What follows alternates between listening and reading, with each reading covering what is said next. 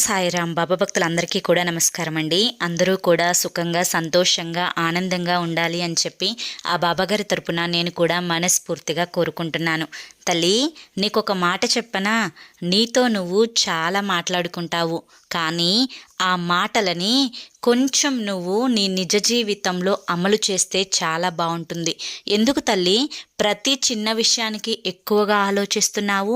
బయటకేమో చాలా బలంగా, స్ట్రాంగ్గా ఉన్నట్లుగా కనిపిస్తూ ఉంటావు, కానీ లోపల చాలా పిరికిదానివమ్మా నువ్వు. ఎవరు లేకుండా ఉన్నప్పుడు 4 గోడల మధ్య ఒక్కదానివే కూర్చొని ఏడ్చుకుంటూ ఉంటావు. ఎందుకమ్మా అంత బాధ? ఉన్నది ఒక్కటే ఒక్క జీవితం తల్లి. ఎవ్వరూ నీకు ముఖ్యం కాదు, నీకు నువ్వు మాత్రమే ముఖ్యం అని గుర్తుంచుకో.